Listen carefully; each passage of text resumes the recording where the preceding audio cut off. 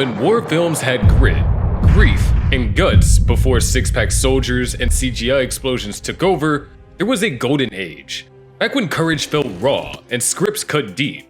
Forget chest thumping and cheesy catchphrases. These movies made you feel. Here are my favorite depictions of those lost cinematic battles from the 60s you probably never heard of. Let's start with the mother of all ensemble war dramas, The Longest Day, that came out in 1962. It's a film so obsessed with historical accuracy that it practically forces you to watch it in a military uniform with a map of Normandy on your lap. What makes this gem of a movie so moving is that it doesn't just show D-Day, it lives it. We witnessed German generals fretting over cloud cover to French resistant fighters trying to signal the Allies with little house lamps. It's just incredible the panoramic picture it paints of June 6, 1944. And the cast? Oh, just every major star from the 1960s playing a soldier with an accent thicker than their career ego. We have John Wayne limping his way to valor, Richard Burton looking tormented as usual, and even a young Sean Connery slipping in some early spy vibes. It's patriotism by the mile, and strangely humble too. It takes us back to a time when we get to see the real truth that wars are fought by ordinary men making extraordinary decisions under fire, some even literally. But if you thought The Longest Day gave you goosebumps, wait until you got a breeze of the sandstorms of Lawrence of Arabia, 1962.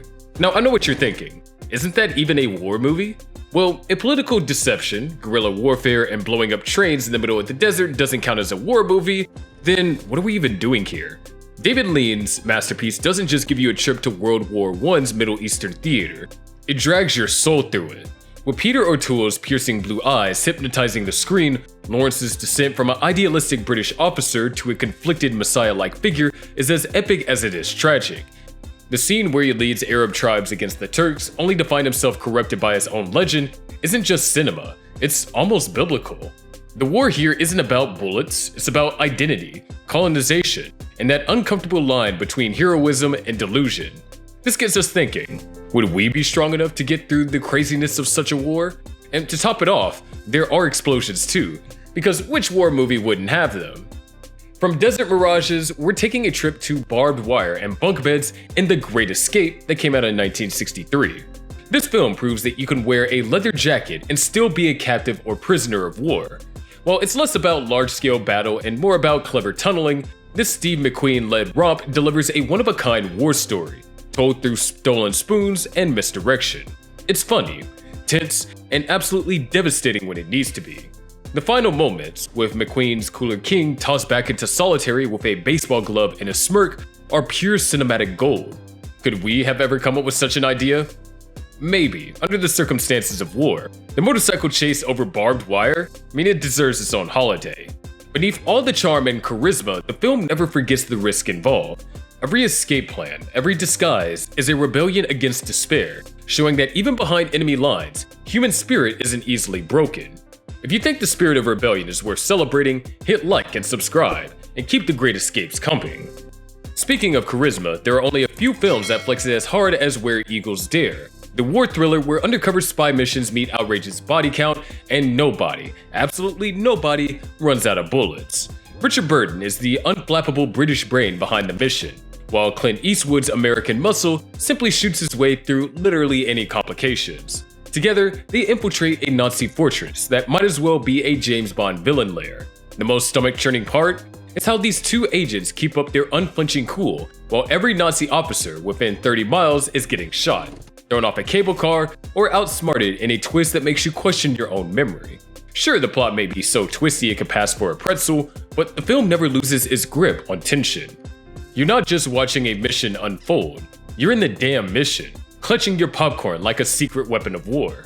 Now, if you wanted to actually understand what's happening when things don't go as planned, and why some commanders need to seriously rethink their battle strategies, then Battle of the Bulge is your next stop.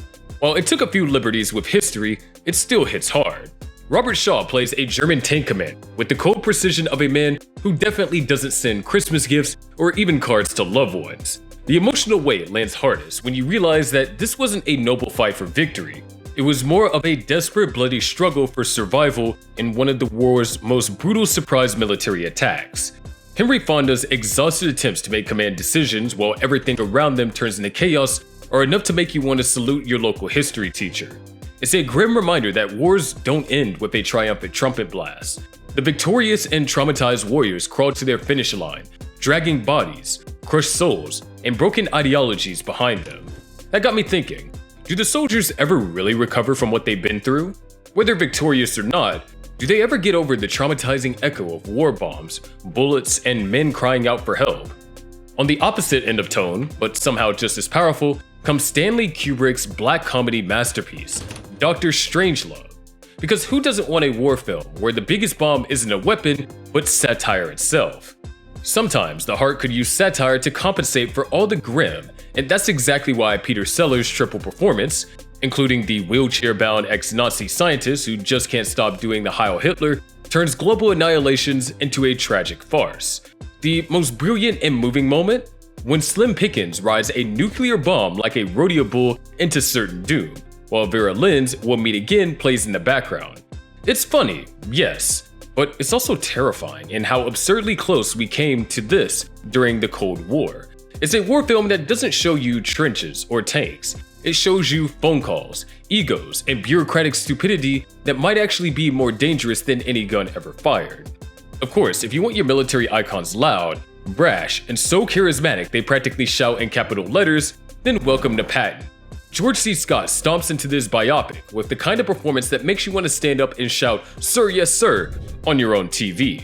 The iconic opening monologue, which is delivered in front of a massive American flag, has been imitated thousands of times, but nothing ever beats the real thing. But beneath the general's barking voice and obsession with glory, the film reveals a man wrestling with his own relevance in a world where wars are becoming more bureaucratic and less heroic. The irony? Patton wants to be remembered for victory, but he's remembered for his inability to keep his trap shut. The film is as much about psychology of leadership as it is about World War II, and that's what gives its weight beyond the tanks and marching bands. And then there's The Dirty Dozen, a film that focuses on about a dozen criminals, gives them guns, and says, "Hey, go kill Nazis." What could possibly go wrong?